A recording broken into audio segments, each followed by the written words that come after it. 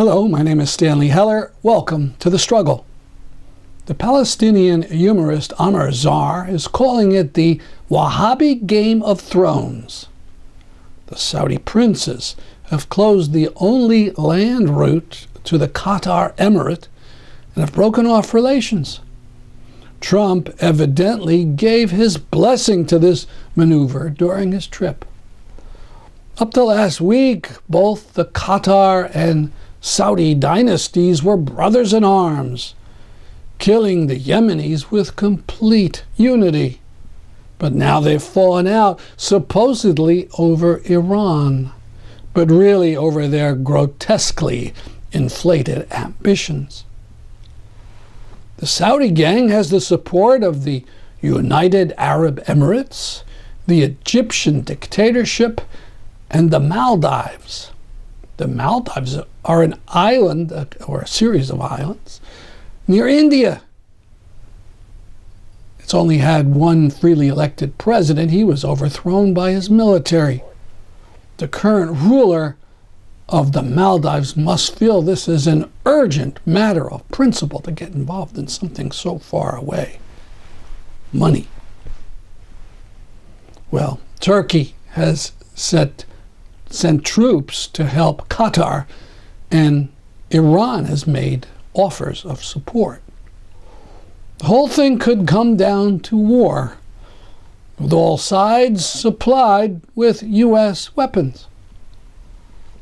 And it could be a gateway war to the final smackdown with Iran. Recall the Congo War at the start of this century that killed some 5 million people. It was fought over a measly hundreds of millions of dollars in resources. How about a battle over tens of trillions in oil and gas and the burning religious fanaticism to set it off?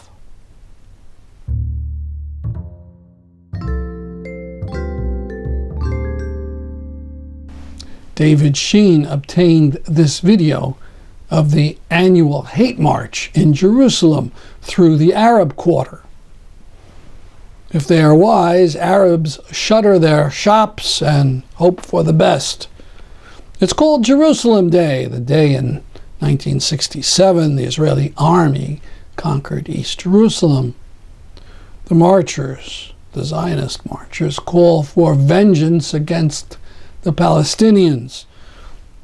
Yet in their midst, a tiny group of Jews tries to peacefully close the Damascus Gate against them. Note the subtitles.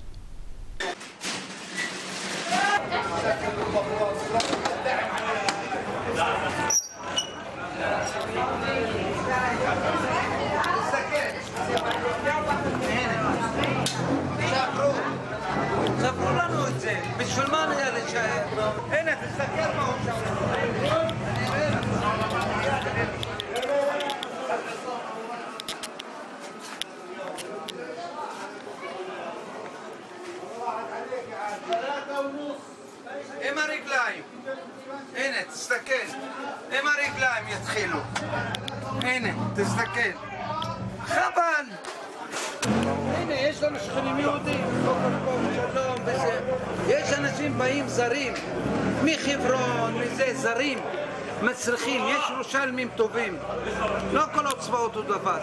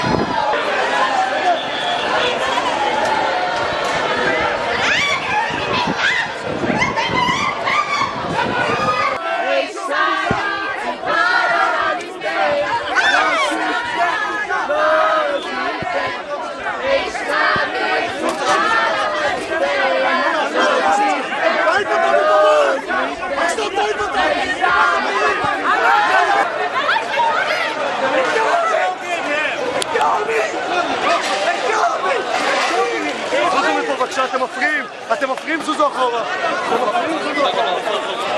אתם מפריעים, זוזו אחורה. אתם מפריעים, תזיז אותם, תזיז אותם.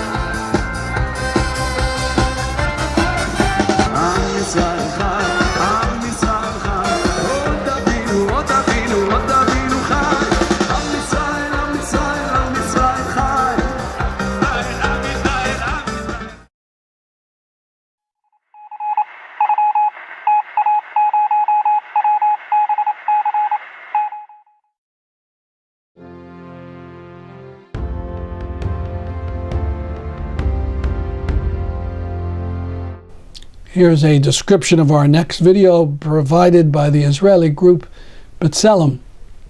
About 1:30 p.m. on the 19th of March, a force of more than 15 soldiers seized an 8-year-old named Saifan Abu Hitta, who was out on the street barefoot looking for a toy. Two soldiers dragged him to the Al-Harika neighborhood and took him into several homes, demanding he identify children who had thrown stones and a Molotov cocktail at the Kiryat Arba settlement. Over an hour later, several women managed to extricate the boy and return him to his mother.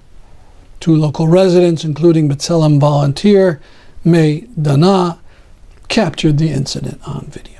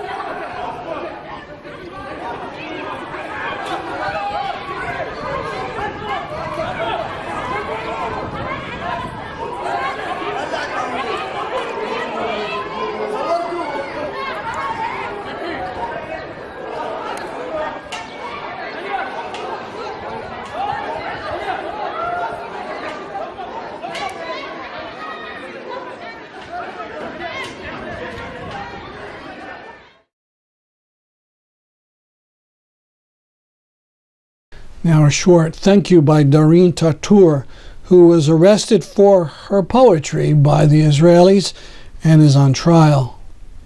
She's being supported by famous writers from all over the world. Jewish Voice for Peace made the video. دارين تطور شاعري كتبت قصيدة ضد جرائم الاحتلال وعليها اعتقلت. قضيتي هي قضية مئات الشباب الفلسطينيين اللي اعتقلوا وما زالوا يعتقلوا بسبب قضية التعبير عن الرأي.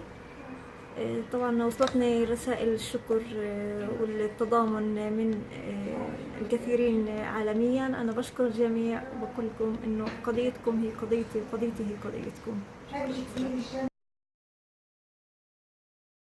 Also from Jewish Voice for Peace, this video about Airbnb and settlements.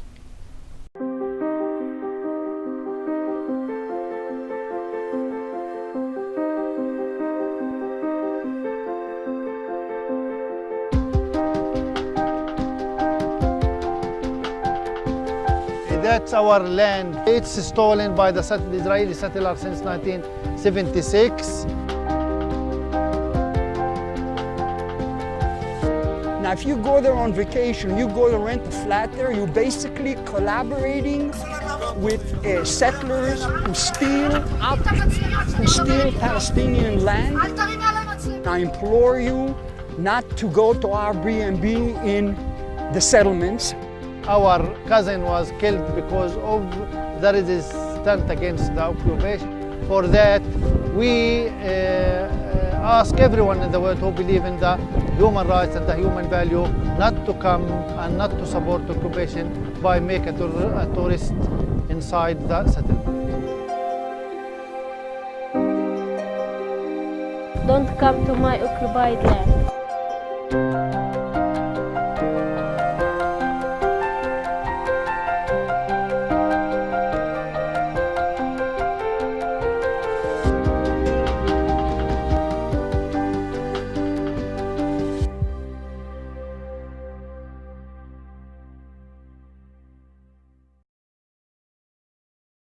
Iyad Burnat's family has suffered terribly from their popular resistance to the wall in Bilain.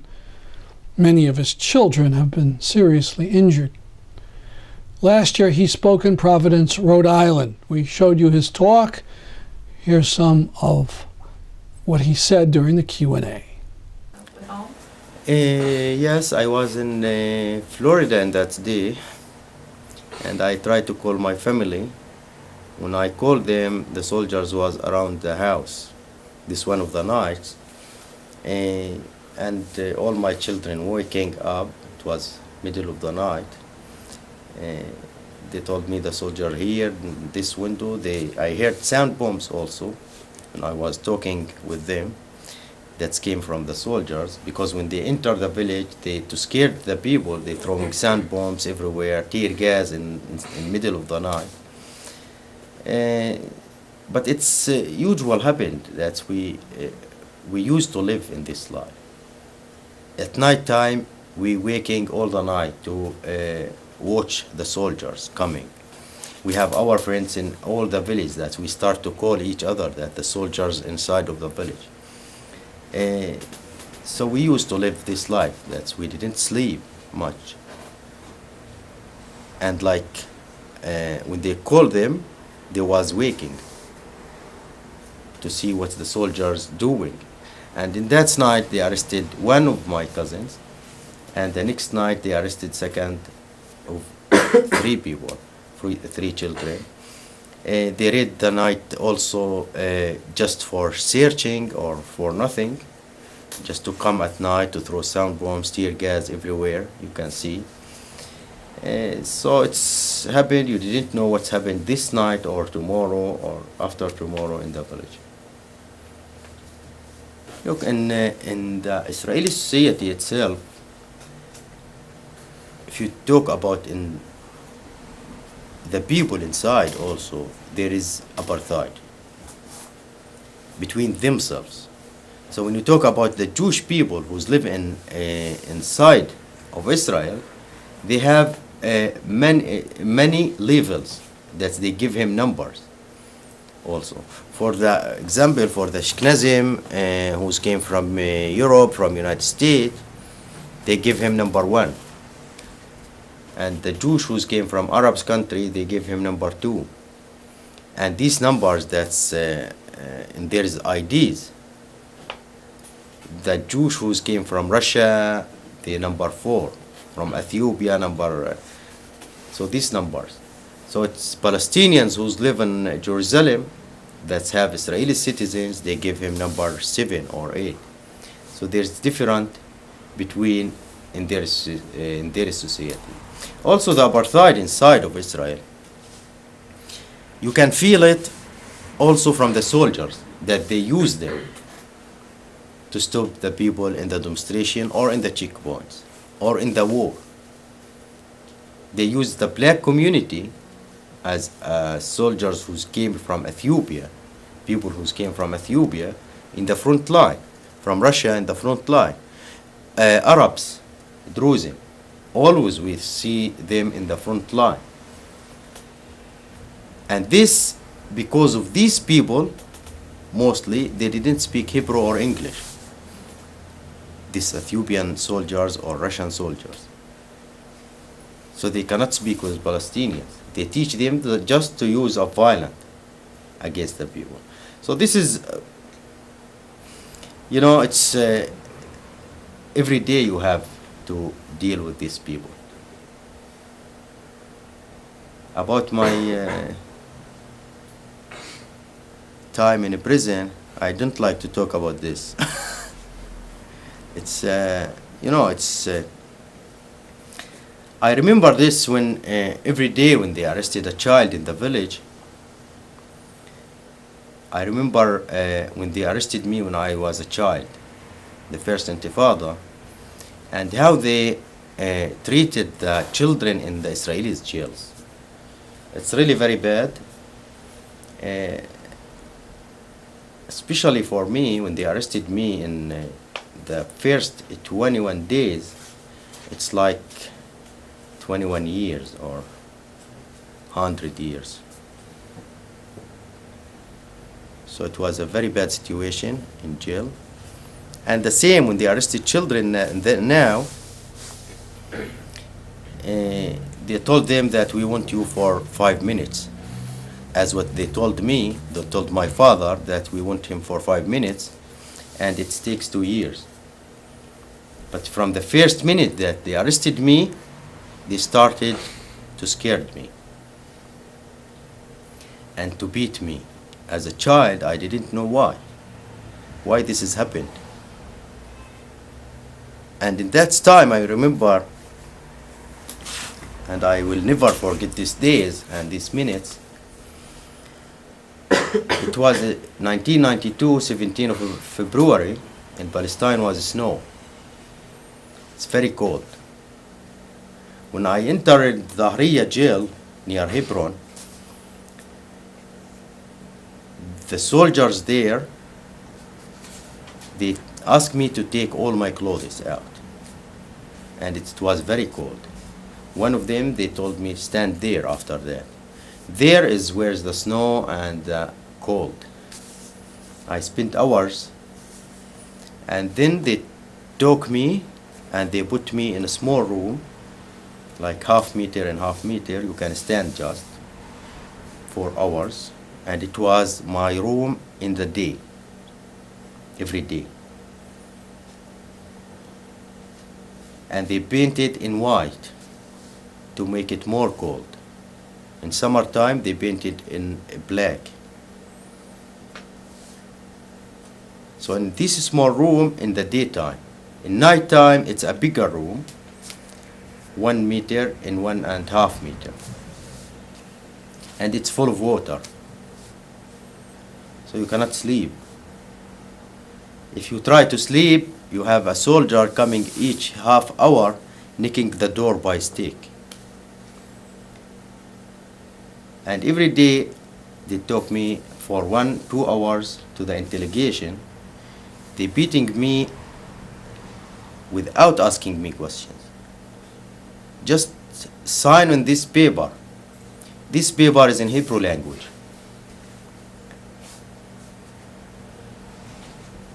So this happened day after day, 21 days. And after 21 days, I signed this paper. I find it in the court that I am throwing stones. They arrested me when I was sleeping. That I am organizing a demonstration in the school. I am in the big party, as Fatih party. In that time, Fatih was outside. We didn't have, and I didn't know what's these parties. And the judge gave me 36 months. 24 months to spend in jail, 12 months home arrested, and for my father to pay money to the court. I spent 2 years in jail. When I enter in Nakab jail in the desert, I find 5,000 people there waiting for me. Most of them is the children. It's in First Intifada. So it's really very hard when they arrested the children now, and you remember these days how they was treated you. How old were you then? 17. 17.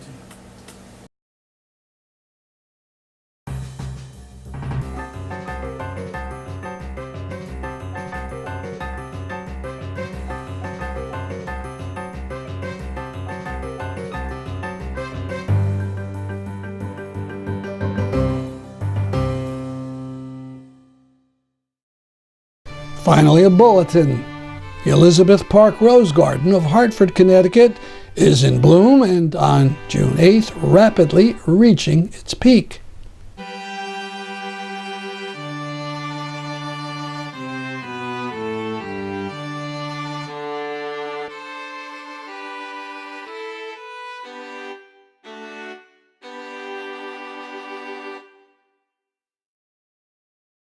That's our program for today. Please tune in next week. I'm Stanley Heller for The Struggle.